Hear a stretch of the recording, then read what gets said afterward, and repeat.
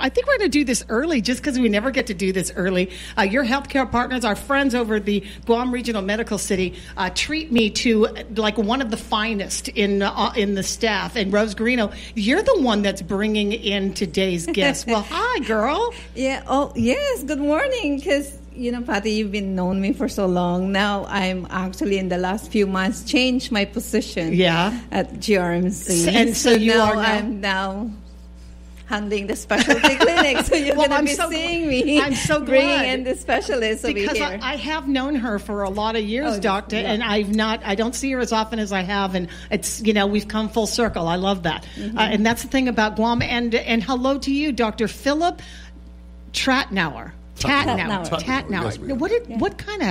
what kind of name is that? So Tutnauer? prior to World War I, most of Europe was the Austrian-Hungarian Empire. Yeah. So it comes from, I guess, an area of the Ukraine near Kiev. Okay. So a small town, which is now a big city. Right. And so where did you grow up? I grew up in New York. New York. I got Far Rockaway, New York. I can hear the accent. Queens. Yeah. And I'm proud to say we have a neurosurgeon from Queens, New York. Yeah. And we also have a general surgeon. And from the snow, I'm bringing from the snow and right into the fire, which is a familiar place to you because, by the way, are you a volunteer firefighter or are you firefighter but trained and had always been? So it's actually a volunteer. I love the tie. Love the tie. I saw that when I first saw you. That I was immediately drawn to the tie. So I've been a firefighter. It's a volunteer department. Okay. And but we have certain benefits that we get through the local municipality, and we basically the training is the same whether you're career or volunteer. You still follow certain national standards for training and drilling and actual We couldn't response. get past that here. We tried a few years ago and had that conversation. Guam just was not having the whole volunteer fire department, but that's neither here nor there because that's only some of the other goodies that come in the package that is you as a podiatrist. Yes, absolutely. And I have had one encounter with a podiatrist pretty much twice maybe in all of my life and never realized how important the foot is. Yes. We take it for granted, do we not? Yeah, I know, but Patty, I'm just excited for him to be here because it complements our head-to-toe specialist program. I was going to say something about head-to-toe because he's so tall. That was my opening line. Earlier, right? Well done. My opening line was something about head-to-toe, and now you've got no pun intended, but I guess pun intended. From the neurosurgeon down to the bones, and now we have to also have some specialists to take care of. You said, that they're not paying attention a lot. A lot of times we're not, and I also realized and came to understand while also talking about Guam's really big problem, medical problem being diabetes. Yes, I've heard a lot about the importance of foot care when you have diabetes. So before we get into all of that important stuff, let's go to the real important stuff. How long have you been on Guam? So I've been here since May the 5th. Of this year? Of this year. And you're still in a suit. We can't undress you now, Doc. I mean, we walk around we walk around in slippers all the time. Yeah. Is that bad for the feet to walk around? Well, I mean, it's not the most supportive type of shoe gear that's out there, and certainly my experience is coming also from Indian Health Services, of which the patients that I was taking care of on the reservation have almost the same identical type of issues that the local Guam population has with diabetes, with peripheral vascular disease and tobacco usage and so on and so forth. That for me, this is just the continuation, and it allows me to be a part of a great organization, meaning GRMC, and to grow with it. And I'm probably growing, So I apologize for the red rice and Kelligwin right off the top. I know that, but the cultures are. There are many cultures that are similar because some of our customs are all of the same. And clearly, you have all seen with some of these indigenous native cultures that what happens affects how we care for our feet, which is interesting because people wouldn't put that together. Just nicotine usage. Unfortunately, whether it's you're smoking cigarettes or you're chewing tobacco, it actually has very similar effects on the itty-bitty blood vessels going to your toes and to your feet. So that's really how it pretty much interacts. And, and I'm seeing the results of that, as well as fungus toenails and ingrown toenails, which, are very common among the general population, even non-diabetics.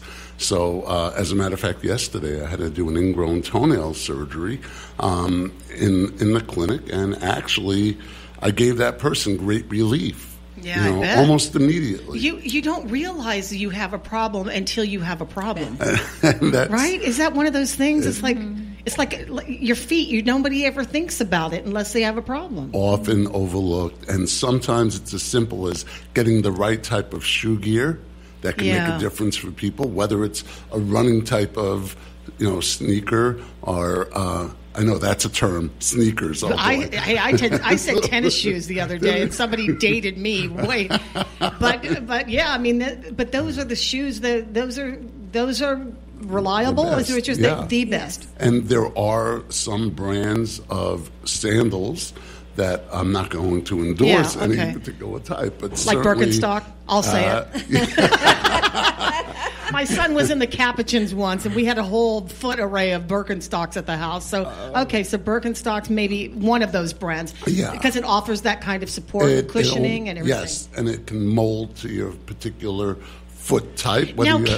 Now, can wearing shoes or not wearing shoes affect the shape of your foot? It certainly can alter or change. Well, I guess absolutely. I suppose when we look back in the ages of the women in China whose feet were bound, right? And that was for vanity purposes, I think, is but the shapes of those people don't do that anymore in the world, do they? Not that I'm aware of, but you don't know with some of the third world countries, who knows what goes on. What their fetishes are.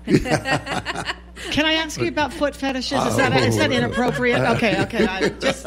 I'm trying to loosen the tie a little bit here. Is what I'm trying to. Okay, so I said that you really don't know anything's wrong with your feet until something happens with your feet. And absolutely. In the tropics, aside like diabetics or non-diabetics, in the tropics, are you more prone to the fungus that you're talking about, or what other sort of conditions can you have in with your feet? So fungus or athlete's foot, more that's what it's known called. As, or fungus toenails, or onychomycosis, as we call it in the medical jargon.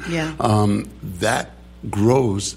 It's like a mushroom, similar to like a mushroom. Oh, gosh.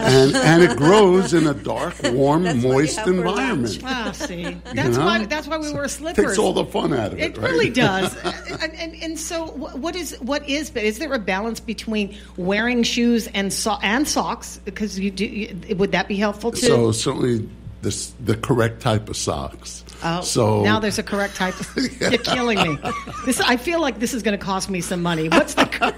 You want a sock that's not going to cause perspiration. So polyester, nylons, they often cause you to perspire more. Yeah. And so that's one of the things that we can try to control, which is perspiration. We can't do anything about the heat and we can't control the darkness necessarily. Right. So you're talking about some sort of cotton, a natural fiber that breathes. Yes. Okay. All right. I get as well as you can go to some running or athletic stores where they have special socks. What are you wearing? Because I am wearing. I want to see what you're wearing. A cotton type of sock. Black cotton socks, and then those are some cushioned shoes there. Yes. What size are your feet? Because you're a tall one. I wouldn't 13. ask a 13. You know what they say about men who have a size 13 foot on Guam? What is that? It's hard to find a size 13 shoe on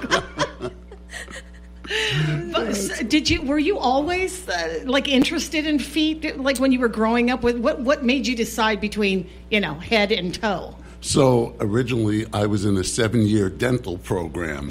You were everywhere. So, and then what happened was, at that time, it was 1983, that dental sealants were coming into vogue, and the professors at the dental school said, get out while you can, because there's going to be no work for dentists. Yeah. Boy, were they wrong. Yeah. But in any case, I knew a couple of podiatrists that said, go to podiatry school, because I was just going to go to downstate medical school or New York Medical College. But you were going to be a doctor, hell or high water or something. Yeah. I have a brother and a sister that are both physicians. My sister's a dermatologist in New Jersey. Wow. And my brother was a chief psychiatrist for the state of New York. Wow. And then I have 2 brother-in-laws that are both physicians. And so what do you grew up? You grew up around this. And my father was a school principal, and my mother was a senior office manager for the Bureau of Child Welfare for the city of New York. So I always knew that higher education was, that was a given. Known. Yeah, and so, and as far as going into medicine, my father always said, there's always going to be people that need health care, that need health care professionals. Yeah. There's going to be no shortage of them. So what was the allure to podiatry? So really, what I love is that I can give people almost instantaneous relief. Sometimes as simple as giving them a small pad on a toe. Sometimes I can give them an arch support to help take some of the pressures off their feet and take away some of their pain. It's just really instant. Removing the ingrown. Right. Okay, so scenario. Okay. She's a looker. Looking good. You're looking at it, you're like, wow, head to feet, and then you see 4-inch heels. Turn on, turn off. First of all, I have to read. I know that, but you're still a human. But as far as functionality, I was really just talking about the shoe. I was just talking, Mrs. Tutnauer. I was just really talking about the shoe in this case. But no, but women. I think the major point here is that there are millions and millions of women who find that the 4-inch heel is the way to go. And women's feet do change, especially when they're when they're pregnant. Their feet can, you get swollen hands and swollen feet in many cases. That's just the woman's body, getting ready ultimately for the birth of a baby. Certainly during menopause, we see the same type of issue. So, I'm not a big fan of high-heeled shoes. I would say maybe up to a 1-inch lift, possibly 1.5 inches, maybe. But, you have to be very careful with walking around here on Guam or in any city. I've eaten it many times. I think they brought the 4-inch heel well after my body was ready to walk around in a 4-inch heel. But I there's something that you said about pregnancy, which is interesting. I used to be a straight 7. Now I'm, rocking a 10 every once in a while. I mean, my foot has the size of my feet. It's weird because I think I was naturally at a 7 for many young years of my life, and then I moved in after post babies, sometimes getting up to 10, and now I'm about an 8.5. How does that work? So first of all, you look wonderful for someone who's 25 plus 1 or 2 years. I'm 58. So. I'm 59. I'm going to be 59 at the end of the month. So there's that. You don't show no gray hairs. Incredible. Well, okay. Well, y'all know where the gray hairs are, girls. Okay. Anyway. So in any case, it's the numbers are arbitrary. You can go to if you go to a factory. Yeah. They can make the same shoe in the same factory on 2 different floors, and actually the sizing will be different, believe it or not. So the numbers are just a guide. Okay. I always tell people to get the shoes that feel comfortable. Don't get shoes because of the way it looks or because it matches a particular outfit. You have to be comfortable in the shoes. Okay, that's going to be a hard sell. I'm sorry. Sorry. I met a friend who saw another one of our friends walking around barefoot during her daughter's wedding. She said, my feet will bleed before I take off my shoes and walk around barefoot. But we endure some kind of weird vanity pain for that. I think vein pain. Yeah. It's hard to get out of that mindset, though. Yeah, certainly. And actually, in a lot of weddings that I've gone to, maybe because I'm there, they give out slippers at some point to all the women, so that way they can take off their high-heeled shoes. In other words, once the pictures are done, the slippers go on. Yeah, my daughter just got married a month ago, and we walked around with 2 full baskets of slippers for the ladies in the room, so that they could get on the dance floor without any pain, but not have dirty feet. There's a barefoot culture.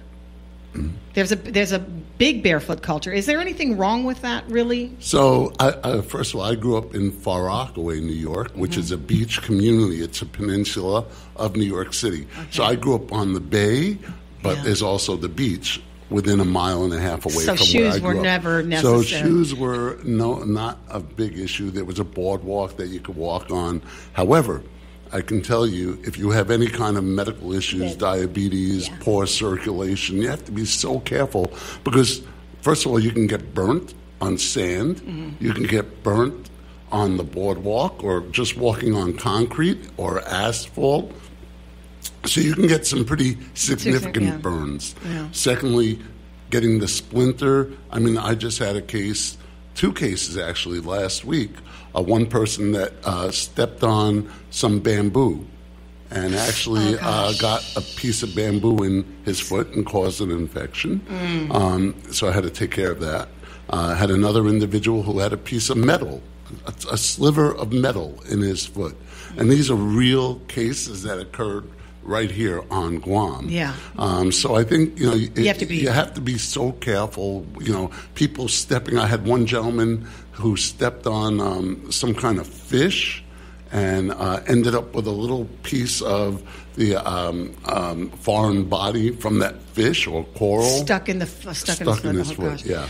Would you mind clamping on these headphones? And this little silver knob here, right there, will monitor. Show you how to adjust your volume. But John's on the line for you, if you don't mind. Can you hear? Okay. Sure. Okay. Yes. All right, John. Go ahead. Good morning. Good day, Patty. Hey, John. Doctor, I'm the podiatrist. I didn't get your name. I'm sorry. My name is Phillip Tutnauer. Tutnauer. Tutnauer. T-U-T. Oh, Tutnauer. Okay. Yeah. All right, Doctor. Because I only knew you as, on radio right now as tall guy with, 13-inch. Linebacker. I got to tell you, this guy he's a tall one. Well, Doc, big feet, big socks, right? Anyway. I just wanted to ask you, because I'm still trying to wrap my brain around it. I was diagnosed with charcotropy. I think that's how it's called, or Charcot.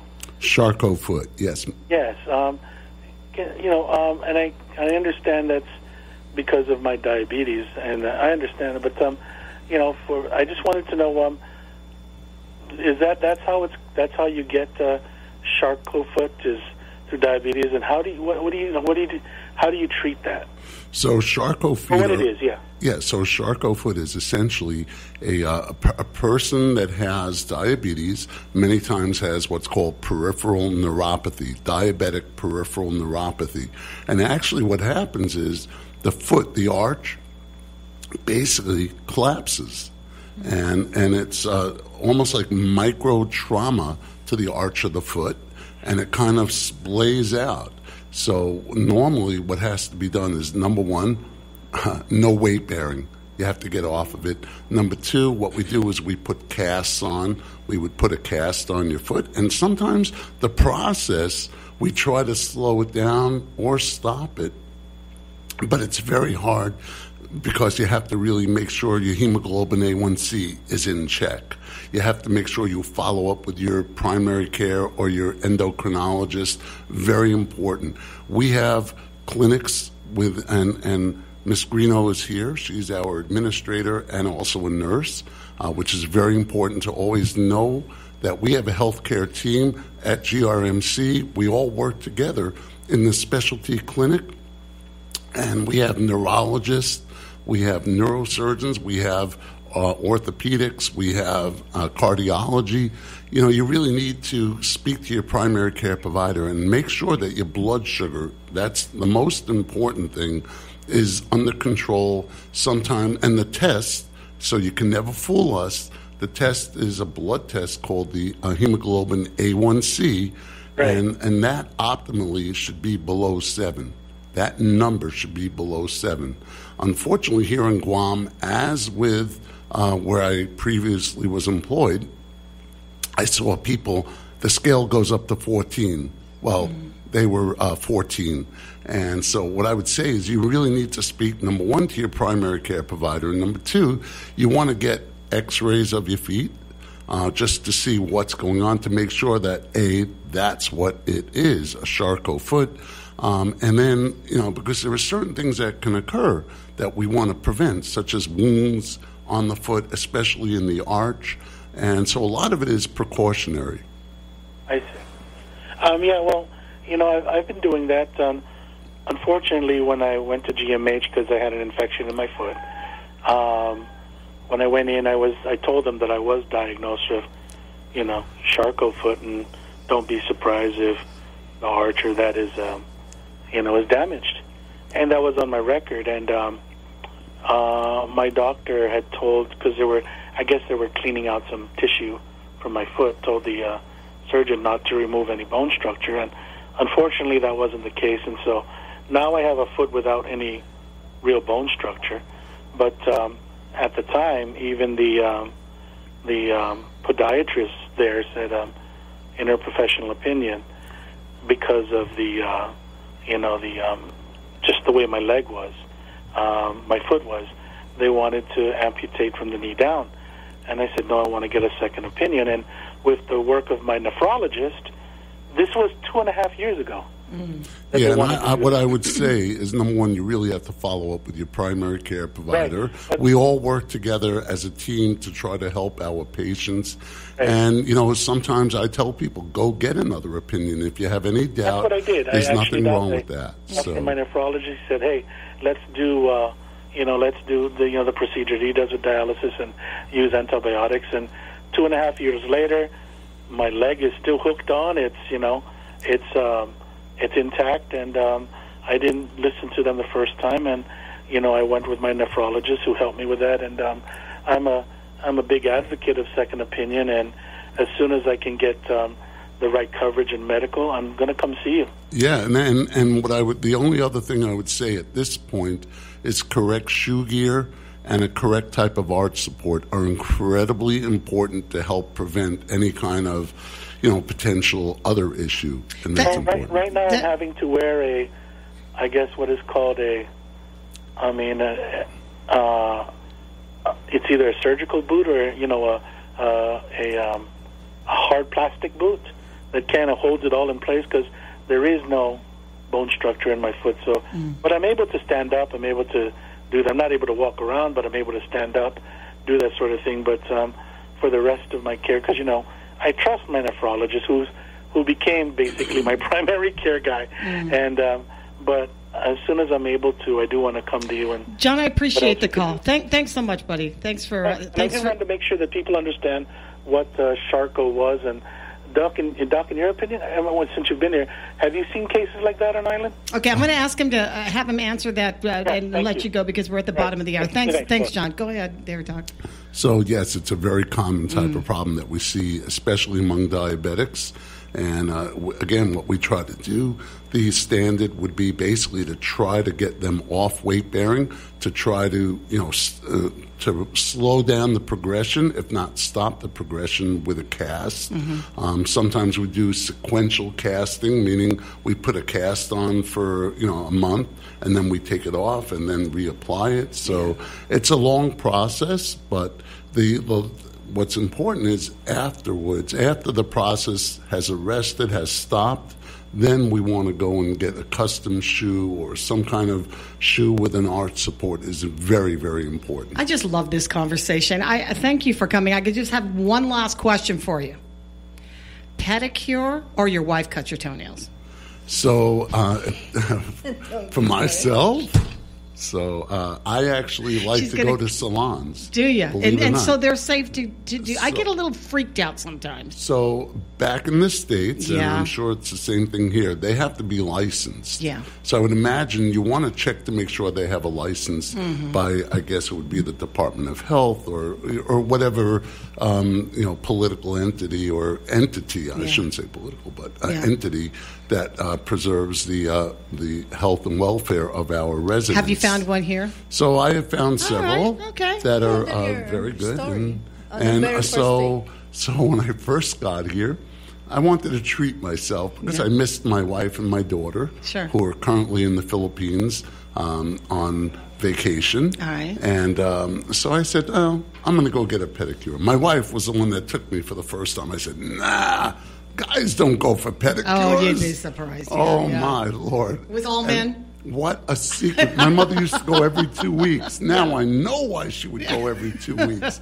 Not just get the toenails polished, but it was a whole relaxation thing. Yeah. And I actually found that, I looked to see, number one, do they clean the tub that they soak your feet in? Number two, do they go and sterilize or clean their instruments? Yeah. And I was looking, and actually I found that the two places that I've been to, they do that. They do that. And the place that they didn't do that, did you tell them to do that? I actually did not stay. Yeah, okay. Good doctor. It's so nice to meet you. You were a lot of fun. Thanks for taking the ribbon. You're great. Yeah. You're absolutely great. And there's Cindy Hansen. Yeah. Hey, I just want to let you, anybody who would like to meet Dr. Tutnauer in person, GRMC is having a health fair this Saturday at the Micronesia Mall because it's our 3rd anniversary, and Dr. Tutnauer will be there. Yeah. Oh, cool. Anyone would like to come by and meet him in person. Oh, that's you. He's a draw. You're a draw. So we're everybody, very happy to have it. Absolutely. Health screening, education, entertainment, and prizes celebrating your 3rd anniversary. Well, congratulations. Happy birthday. It's called Because of Me Healthcare 2018, and this is going to be at Micronesia Mall Center Court from 10 to 3 this coming Saturday. Yep. Fantastic. We'll glad do to work it. I'm glad that we worked that in. Thanks so much. It was nice to meet you. Nice meeting you. It is now, a little bit after the time. Sorry about that. 9:37. We'll take a break. That was your Healthcare Partners, brought to you by our friends at Guam Regional Medical City. Guam Regional Medical City. We bring the healthcare advances of the world directly to you. We are an acute care hospital that complements your needs with our robust outpatient specialty clinics. From preventative care to critical care, we strive for consistent excellence at GRMC. Our core philosophy is where patients are partners, which means we work as a team to make a healthier version of you. For more information about GRMC, visit us at grmc.gu, grmc.gu, grmc.gu, grmc.gu, grmc.gu, grmc.gu, grmc.gu,